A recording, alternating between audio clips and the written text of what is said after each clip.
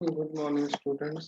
पिछले लेक्चर में हम लोगों ने सीड टेक्नोलॉजी की इंट्रोडक्शन पढ़ी थी। उसमें हमने ग्रेन्स और सीड्स के बारे में डिफरेंस पढ़ा था, कैसे सीड प्रोडक्शन करते हैं उसके बारे में, seed certification, seed processing, seed marketing, सब चीज़ों के बारे में आपको मैंने थोड़ा थोड़ा बताया था। अब जो हमारा नेक्स्ट लेक्चर है वो किस टॉपिक पे है, maintenance of genetic purity during seed production. की जब हम सीड प्रोडक्शन करते हैं तो हम सीड प्रोडक्शन के दौरान सीड की जो जेनेटिक प्योरिटी है उसको कैसे मेंटेन करके रख सकते हैं।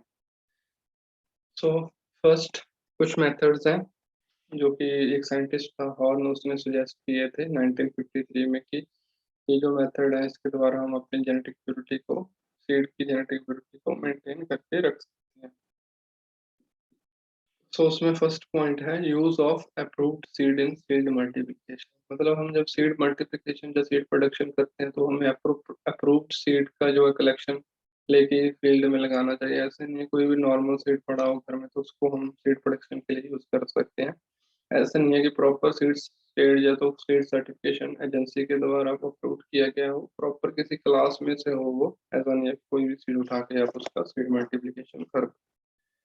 फिर नेक्स्ट है inspection of seed fields prior to planting. Inspection बहुत जरूरी है। जिस फील्ड में अपने सीड को लगाना है उसकी प्रॉपर इंस्पेक्शन होनी चाहिए फ्रॉम प्लांटिंग टू हार्वेस्टिंग। फिर आता है field inspection and approval of the crop eight critical stage for verification of the genetic purity, detection of mixtures, weeds and seed borne disease.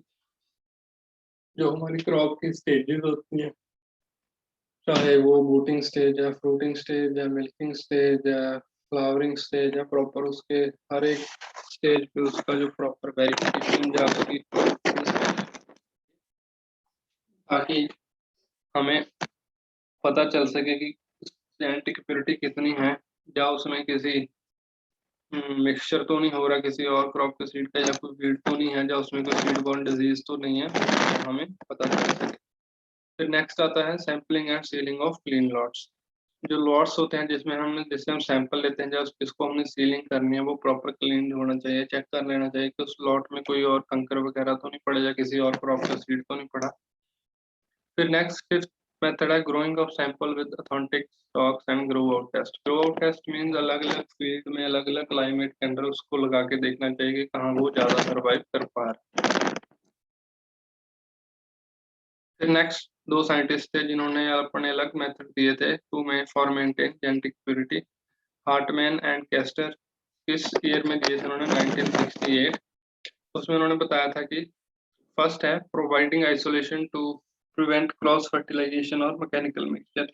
Isolation distance बहुत जरूरी है जब हम सीड प्रोडक्शन कर रहे हैं, क्योंकि कई बार क्या होता है जब हम क्रॉप हमारा सीड प्रोडक्शन के लिए सीड यूज करते हैं तो हम केवल आइसोलेशन डिस्टेंस नहीं प्रॉपर मेंटेन करते। हमें पता होना चाहिए कि किस क्रॉप के लिए कितना सीड के लिए कितना आइसोलेशन डिस्टेंस है जो जरूरी है, ताकि कोई मैकेनिकल मिक्सचर ना हो पाए, किसी और क्रॉप के पोलन ना आके उसमें मिक्स हो जाए। प्रॉपर उसको ध्यान रखना है। फिर आता है roguing of seed fields prior to planting. Roguing मतलब ऑफ टाइम जो प्लांट होते हैं उनको रिमूव कर देना है, ताकि जो उसमें हमारी सीड में मिक्स ना हो सके। फिर periodic testing of variety for genetic purity. Proper periodically testing होनी चाहिए, या तो टेस्टिंग एजेंसीज के द्वारा या किसी भी मेथड के द्वारा प्रॉपर टेस्टिंग होनी चाहिए, ताकि हमारी जेनेटिक प्योरिटी है जो मेंटेन रहे। फिर grow in adapted areas only to avoid genetic shifts in the variety. जो हम सीड प्रोडक्शन के लिए सीड यूज कर रहे हैं उसको उसी क्लाइमेट में लगाना चाहिए जहाँ पे वो अडेप्टेड हो सके, जिस क्लाइमेट को वो अडेप्ट कर पाए। ऐसा नहीं है कि उसको टेम्परेचर कुछ और चाहिए और आप किसी और टेम्परेचर में लगा रहे तो वो सर्वाइव नहीं कर पाए। फिर है certification of seed crops to maintain genetic purity and line quality.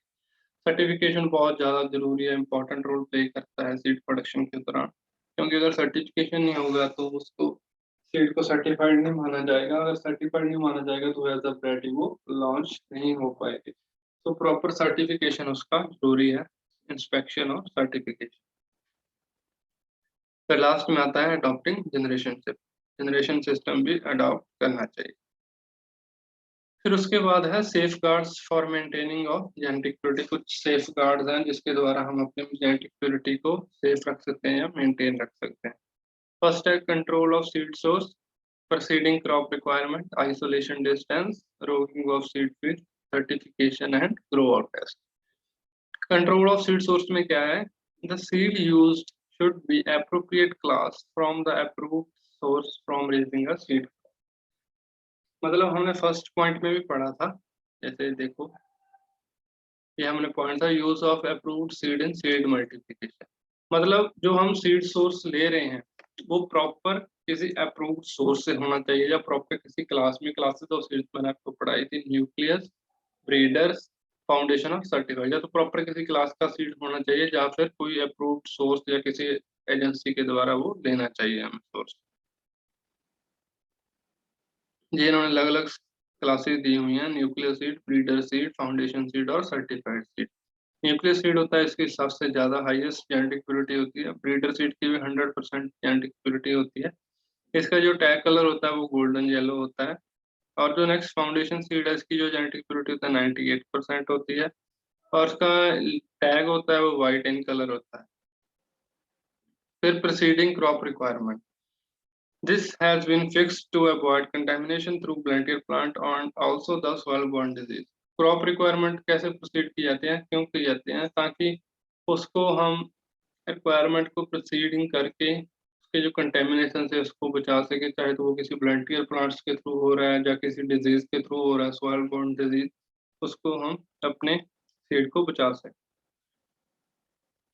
Next है आइसोलेशन डिस्टेंस, मैंने आपको बताई आइसोलेशन डिस्टेंस बहुत इंपॉर्टेंट रोल प्ले करता है सीड प्रोडक्शन में। मिनिमम डिस्टेंस हमें रखना ही रखना है क्रॉप टू क्रॉप, या प्रॉपर देखना चाहिए कि हमें किस क्रॉप के लिए कितना आइसोलेशन डिस्टेंस रिक्वायर है।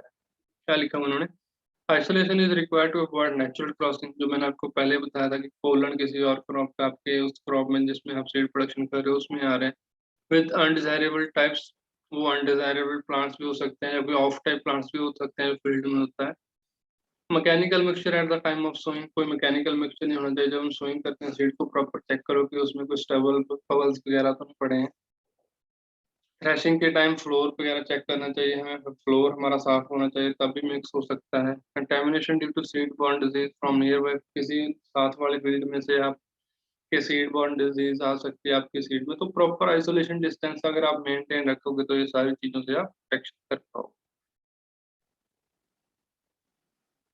फिर नेक्स्ट आता है roguing of seed field, the existence of of type plants is another source of genetic contamination.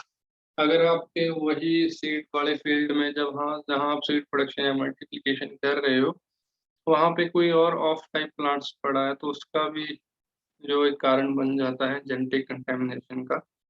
Of type plant differing in their characteristics from that of seed crop are called as off type, मतलब जो आपने crop लगाई है उससे जो अलग होता है उसके करेक्टर अलग होते हैं उसको बोलते हैं of type. Removal of type plant, उसको रिमूव करने को क्या बोलते हैं, रॉड।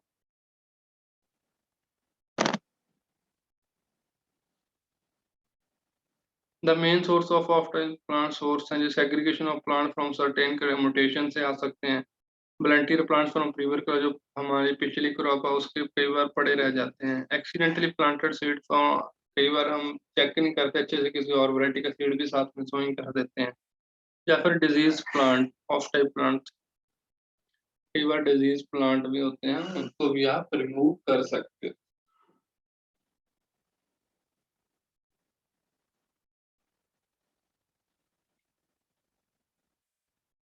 फिर आता है seed certification, genetic purity in seed production maintained through a system of seed certification। The main objective of seed certification is to make available seed of good quality to farmer. To achieve this, qualified and trained personnel from SDA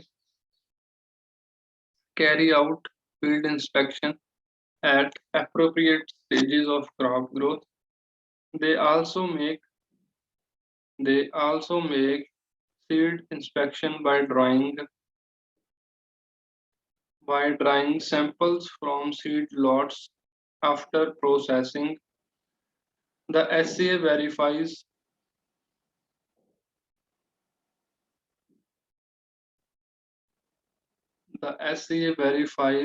for both field and seed standard, and the seed lot must confirm to get approval as certified seed।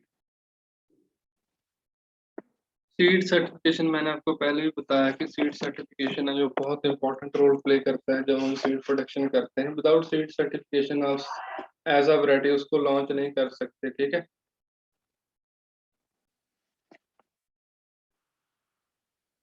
Seed certification है जो बहुत important role play करता है हमारे उसमें seed production में, seed certification. तो जो इसका मेन ऑब्जेक्टिव होता है कि गुड क्वालिटी का सीड है जो फार्मर्स तक पहुंच सके। तो जो इस क्वालिटी को चेक करने के लिए स्टेट सर्टिफिकेशन एजेंसी होती है, वो प्रॉपर फील्ड इंस्पेक्शन करती है, प्रॉपर क्रॉप की ग्रोथ की स्टेजेस होती हैं, अलग अलग स्टेजेस पे वो सीड सर्टिफिकेशन करती है ताकि उनको पता चल सके कि कितना कंटेमिनेशन हो रहा है सीड में, या ये प्रॉपर फार्मर या कोई भी कंपनी है वो जो सीड स्टैंडर्ड्स है वो प्रॉपर फॉलो कर रही है या नहीं कर रही। फिर उसके बाद आता है grow out test. Grow out test मैंने आपको पहले बताया ही है, पहले पॉइंट में भी हम पढ़ चुके हैं कि varieties that are grown from seed production should be periodically tested for genetic purity by conducting cohort to make sure that they are being maintained.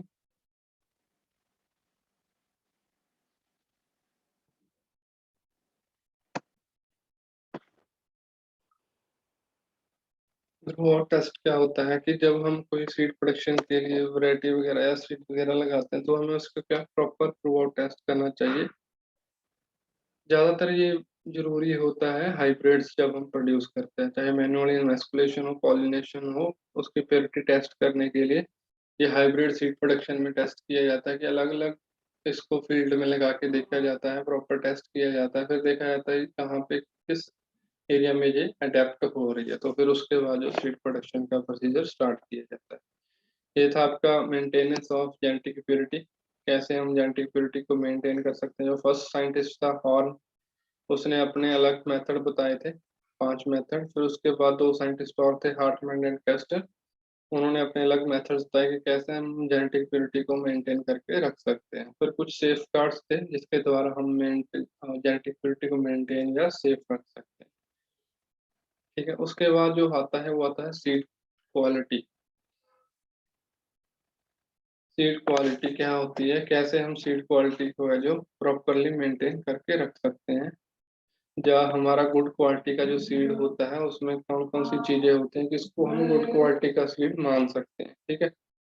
तो जो इन्होंने फर्स्ट में बताया ऑब्जेक्टिव्स के बताया हुआ multiplication of quality seed under vigilant supervision of breeder of seed certification agency to distribute qualified seed not for sowing purpose. फिर इन्होंने जो मैंने आपको क्लासेस बताई थी अलग अलग, nuclear seed, breeder seed, foundation seed, certified seed, इनके बारे में बताया हुआ है।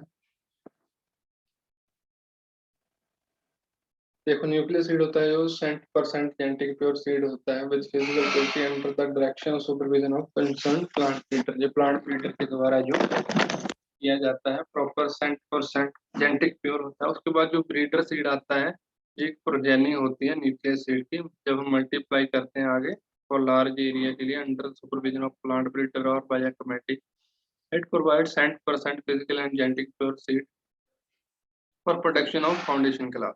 फिर जो नेक्स्ट फाउंडेशन क्लास होती है ये प्रोजेनी होती है ब्रीडर सीड की, हम ब्रीडर के सीड से आगे प्रोडक्शन करके फाउंडेशन सीड की जो क्लास आती है।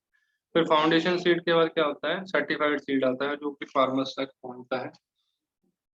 ये प्रोजेनी होती है जो फाउंडेशन सीड मिलता है, उसके आगे जब हम मल्टीप्लिकेशन जब प्रोडक्शन करते हैं उसके द्वारा जो हमें सीड मिलता है प्रॉपर सर्टिफिकेशन के थ्रू होता है सर्टिफाइड सीड जो कि फार्मर्स तक पहुंचता है। फिर ये मेन है सीड क्वालिटी। सीड क्वालिटी हमारी कौन कौन सी चीजों पे डिपेंड करती है, जब किन किन चीजों से जो हमारे हमें गुड क्वालिटी का सीड मिल सकता है, कौन कौन सी चीजों का ध्यान रखने से, वो हमने स्टडी करना है। फर्स्ट एक साइंटिस्ट था थॉमसन, उन्होंने सीड क्वालिटी को डिफाइन किया था। Thompson in 1979 defined seed quality as a multiple concept comprising several components and their relative importance in different circumstances and laid much emphasis on किन किन चीजों पे डिपेंड करते हैं seed quality, physical purity, genetic purity, freedom from weeds, germination percentage, seed vigour and health, seed moisture content, seed size, उसका weight, seed quality character, specific gravity.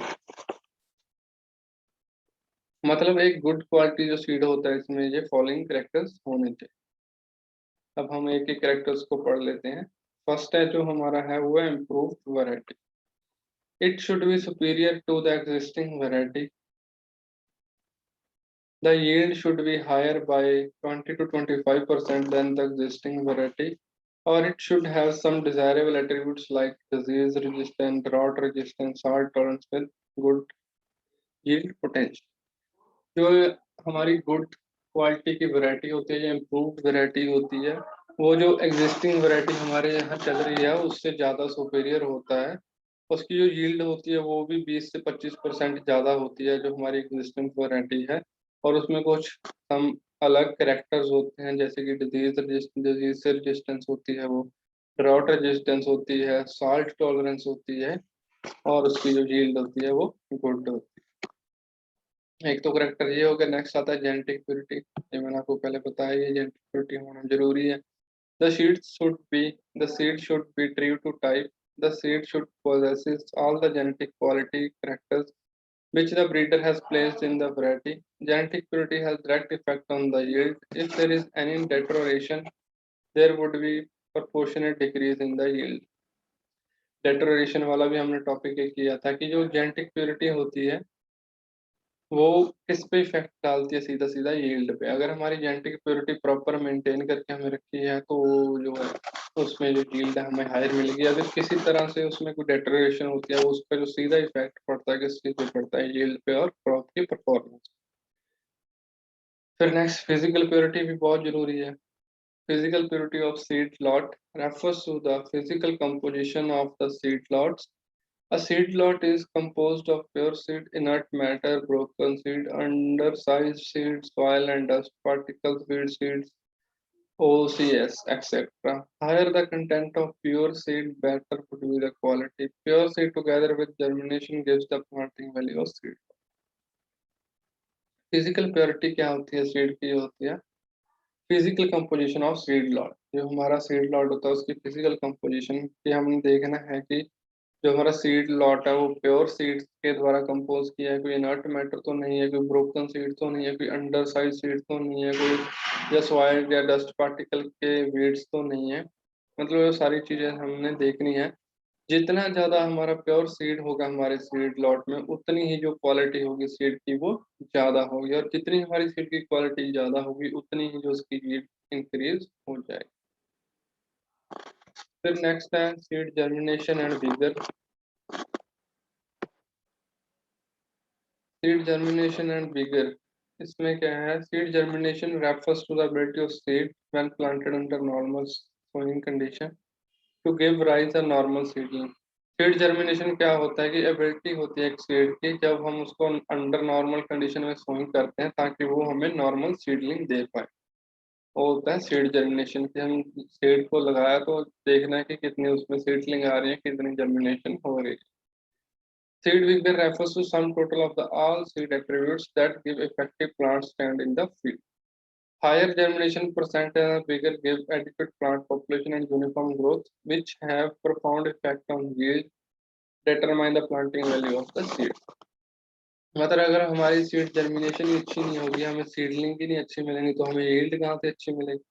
अगर seed बिगर नहीं अच्छा है तो हमें सीड मतलब सारी चीजों का डायरेक्ट इफेक्ट किस चीज पे पड़ता है? सीड यील्ड पे और सीड की परफॉर्मेंस पे। तो सीड जर्मिनेशन भी अच्छा होना चाहिए, उसका विगर भी अच्छा होना चाहिए। Freedom from weeds and other crop seeds. This is an extension of physical purity described earlier. There are certain weed species which are very harmful to the crop and once established they are difficult to eradicate. An absolute freedom from seeds of such species is highly desirable and is one of the important criteria for determining the planting quality of seed. Freedom from weeds or other crop seeds. अगर हमारे seed में या फिर crop में कोई weed seed mix हो रहा है या किसी और क्रॉप का सीड मिक्स हो रहा है तो वो हमारी क्रॉप के लिए बहुत ही हार्मफुल होता है। और कई कई वीड तो ऐसे होते हैं कि जिसको एरेडिकेट करना, जिसको आइडेंटिफाई करना बहुत मुश्किल हो जाता है। तो जब हम सीड लगाते हैं तो एक बात का हमें ध्यान रखना है कि हमें चेक करना है कि जो हम किस क्रॉप का हम सीड लगा रहे हैं, उसमें किसी और क्रॉप का सीड या किसी वीड का सीड मिक्स तो नहीं हो रहा। प्रॉपर उसको चेक करने के बाद ही हमने सीड लगाना। अगर उसमें कई वीड स्पीशीज के सीड पाए जा रहे हैं तो उसको निकाल दो, अदरवाइज जब हमने लगा दी तो वो उसके साथ ही ग्रो कर जाएंगे और फिर बाद में उसको रेडिकेट करने में डिफिकल्ट होती है। और अगर एक बार वो उसमें हो गए तो वो सारी क्वालिटी के सीड पे इफेक्ट डालते हैं और हमारी यील्ड पे। फिर आता है सीड हेल्थ। सीड की हेल्थ कैसी है, उसको कोई डिजीज तो नहीं लगी हुई, किसी इंसेक्ट पेस्ट ने इफेक्ट तो नहीं किया, वो भी हमने चेक करना है। अगर हमारी सीड की हेल्थ ही नहीं अच्छी है तो सीड ग्रोथ कैसे करेगा, जर्मिनेशन कैसे करेगा। तो पहले देख रहे हैं कि उसको कोई डिजीज या किसी पेस्ट या इंसेक्ट ने इन्फेक्ट तो नहीं किया हुआ है। ये इन्होंने लिखा seed health refers to presence और एब्सेंस ऑफ डिजीज ऑर्गेनिज्म और insect pest on the seed. Seed जो हेल्थ होती है किस चीज पे डिपेंड करती है कि कितना उसमें डिसीज एब्सेंट या प्रेजेंस है या कितने इंसेक्ट पेस्ट ने उसको हार्म किया है। The quality of seed lot depend on it's health. उसकी क्वालिटी क्या, जो सीड लॉट की क्वालिटी है वो उसकी हेल्थ पे भी डिपेंड करती है, क्योंकि अगर उसकी हेल्थ नहीं अच्छी होगी तो यील्ड कैसी अच्छी देगी और परफॉर्मेंस कैसी अच्छी देगी। फिर आता है seed moisture. The seed moisture is the most important factor in determining the seed germination and viability during storage.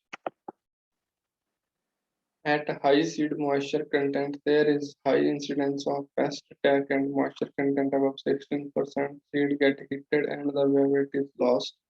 Hence, the seed should be stored at safe moisture level of 11 to 13%. मतलब seed moisture है वो भी एक most important factor है determining the seed germination and viability during storage. जब हम seed को storage करते हैं तो हमें मॉइस्चर प्रॉपर चेक रखना होता है कि जो उसके मॉइस्चर का लेवल है वो 11 से 13% तक ही होना चाहिए। अगर वो 16 से अब हो रहा है तो हम सीड को हीट कर रहे हैं तो उसकी जो वायबिलिटी लॉस हो जाती है और जो सीड की जर्मिनेशन है वो डाउन हो जाती है। अगर सीड की जर्मिनेशन डाउन होगी तो हमें सीडलिंग कहाँ से मिलेगी, सीडलिंग नहीं मिली तो वो परफॉर्मेंस कैसे अच्छी करेगी, अगर परफॉर्मेंस उसकी वीक है तो उसकी यील्ड भी डाउन हो जाएगी। तो उसका जो मॉइस्चर है वो हमें प्रॉपर मेंटेन करके रखना है जब हम स्टोरेज कर। फिर नेक्स्ट आता है seed size, weight and specific gravity. Seed size, weight, and specific gravity has been found to have positive correlation with the seed germination and vigor in many crops. Therefore, seed should be bold with high specific gravity. Seed size, weight और specific gravity है जो वो भी correlation होता है उसका भी seed germination और विगर के साथ। तो जो सीड हमारा होना चाहिए वो बोल्ड होना चाहिए विद हाई स्पेसिफिक ग्रेविटी, क्योंकि ये सारी चीजें जो जर्मिनेशन और विगर पे इफेक्ट डालती हैं। अगर हमारे जर्मिनेशन के सीड की जर्मिनेशन पे इफेक्ट डाल रहा है तो सीधा सीधा डायरेक्ट इफेक्ट उसका यील्ड पे भी होगा, क्योंकि अगर क्रॉप की जर्मिनेशन, सीड की जर्मिनेशन नहीं अच्छी होगी तो वो यील्ड कम हो जाएगी और हमें जो है बेनिफिट नहीं होगा। फिर आता है सीड कलर, लास्ट पॉइंट आपका। The color of the seed often reflects the condition during seed maturation. The farmer from ancient time have regarded good normal shine as unvariable quality guides.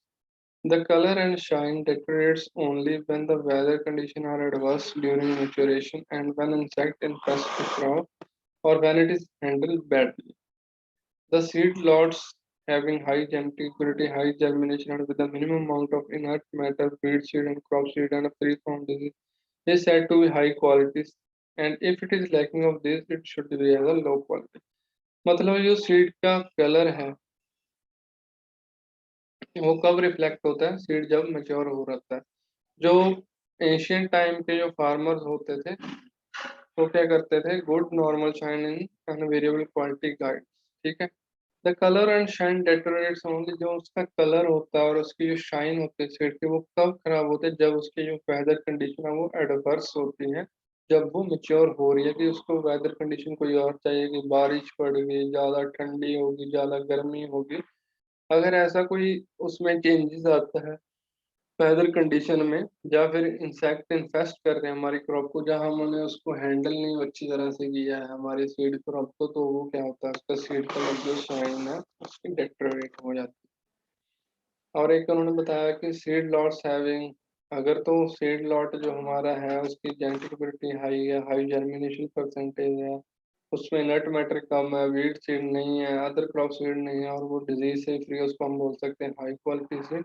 अगर ये सारी चीजें नहीं है तो हम उसको क्या बोलेंगे, लो क्वालिटी। तो हमें देखना है कि हमें हाई क्वालिटी सीड चाहिए या लो क्वालिटी सीड चाहिए। अगर हमें हाई क्वालिटी सीड चाहिए तो इन सब चीज़ों का ध्यान रखना है हमने, इसकी फिजिकल प्योरिटी कैसी है, जेनेटिक प्योरिटी कैसी है, ब्रीड का सीड तो नहीं है, कि जर्मिनेशन परसेंटेज कितनी है, सीड विगर और सीड की हेल्थ क्या है, उसमें मॉइस्चर कंटेंट स्टोरेज के टाइम कितना है, सीड का साइज, उसका वेट और स्पेसिफिक ग्रेविटी। तो आज आपके दो टॉपिक इसमें कवर हो गए हैं। एक तो फर्स्ट जो हमने टॉपिक किया था maintenance of genetic purity during seed production, और नेक्स्ट था हमारा सीड क्वालिटी।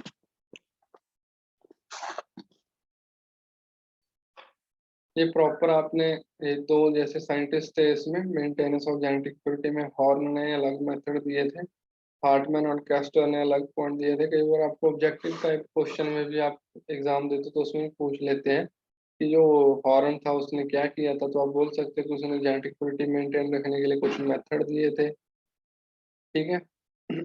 तो ये आपको पता होना चाहिए कि हॉर्न और हार्टमैन एंड कैस्टर ने कौन कौन से मेथड दिए थे जेनेटिक प्योरिटी को मेंटेन रखने के लिए। फिर हमने सेफ गार्ड्स पढ़ लिया कि कैसे हम अपनी जेनेटिक प्योरिटी को सेफ रख सकते हैं। जो दो चार चीजें हैं वो मेन है, seed certification, isolation distance, seed inspection, grow out test, roguing. ये चार पांच चीजें ऐसी हैं जो बहुत ही ज्यादा इंपॉर्टेंट रोल प्ले करती हैं। चाहे हम जेनेटिक प्योरिटी मेंटेन रखने की बात कर लें, चाहे हम सीड की क्वालिटी की बात कर रहे हैं, अगर इसमें कोई डिजीज आ रही है, कोई इंसेक्ट पेस्ट इसको हार्म कर रहे हैं, तो हमारी क्वालिटी कैसे अच्छी हो सकती है। क्योंकि अगर उसमें डिजीज लग रही है, हम उसको हार्वेस्ट कर रहे हैं, फिर एज हम फूड के लिए उसके ग्रेन को यूज कर रहे हैं, तो वो डिजीज ओनली सीड को नहीं इन्फेक्ट कर रहा, वो अंदर जाके जब हम कंजम्पशन ले लेते हैं उसके, तो हमें भी इफेक्ट करता है कहीं ना कहीं। ह्यूमन कंजम्पशन के लिए भी वो बहुत ही हार्मफुल होता है। फिर आगे जाके हमें कुछ डिजीज बीमारियां लगती हैं, क्योंकि लोग आजकल ज्यादा ध्यान नहीं रखते अपनी क्रॉप में, डिजीज वगैरह ऐसी होती है। प्रॉपर उसको आइसोलेशन डिस्टेंस उसका मेंटेन रखना चाहिए, प्रॉपर क्रॉप रिक्वायरमेंट प्रोसीड करनी चाहिए, सीड का सोर्स है वो प्रॉपर अप्रूव्ड सीड सोर्स होना चाहिए, हमारे पास सीड सर्टिफिकेशन प्रॉपर होनी चाहिए। तो ये सारी चीज़ों का ध्यान रखना चाहिए कि ताकि हम जो अपनी जेनेटिक प्योरिटी है सीड की उसको मेंटेन करके रख सकें और जो सीड क्वालिटी है वो हमें अच्छी मिल सके। और ये हमने एक क्लासेस पढ़ी थी सीड की अलग अलग, जैसे nucleus seed, breeder seed, foundation seed and certified seed. तो ये हम आपको आपको पता होना चाहिए, जो न्यूक्लियस सीड है, ब्रीडर सीड है, फाउंडेशन सीड है, ये फार्मर्स के पास नहीं जाते। न्यूक्लियस सीड तो अपने आप में एक प्योर सीड होता है जो कि ब्रीडर के द्वारा उसके सुपरविजन अंडर जो तैयार किया जाता है।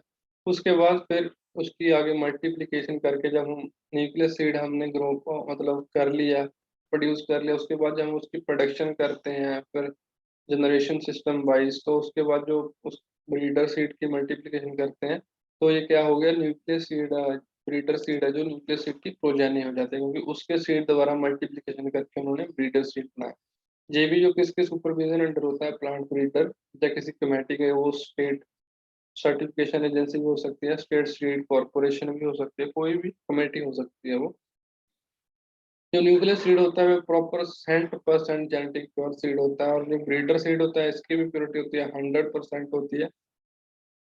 और कई बार ये टैग कलर पूछ लेते हैं कि बताओ ब्रीडर सीड का जो टैग कलर होता है वो क्या होता है, तो आपको ये भी पता होना चाहिए कि ब्रीडर सीड का गोल्डन येलो कलर है जो सर्टिफाइड होता है, इशू होता है बाय प्रोड्यूसिंग एजेंसी, जो एजेंसी प्रोड्यूस करते हैं इसको।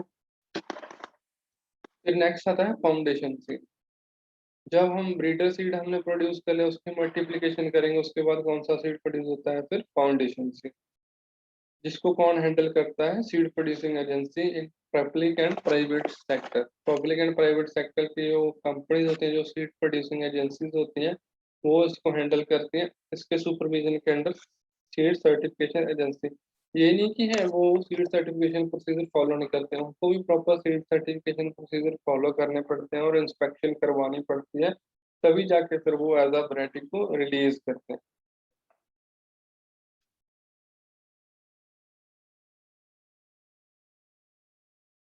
ये देखो इन्होंने बताया हुआ है ना कि that is its quality is maintained according to the prescribed standard। जो हमें प्रिस्क्राइब किए जाते हैं स्टैंडर्ड की, हमने ये चीजें फॉलो करनी है तभी आपकी जो सीट की सर्टिफिकेशन हो पाएगी, तो वो भी ये चीजें फॉलो करते हैं।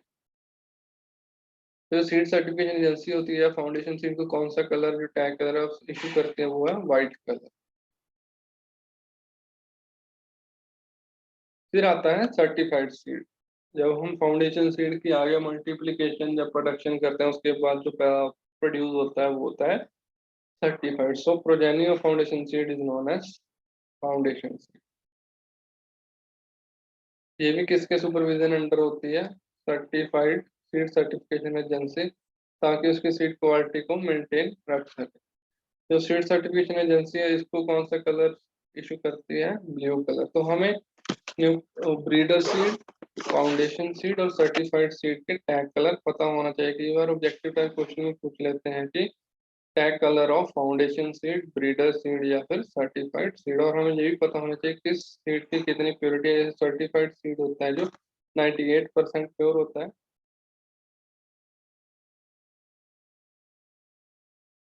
और फाउंडेशन सीड होता है जो 98% प्योर होता है। तो आपको ये पता होना चाहिए ब्रीडर सीड जो 100% प्योर होता है, न्यूक्लियस सीड 100% प्योर सीड होता है।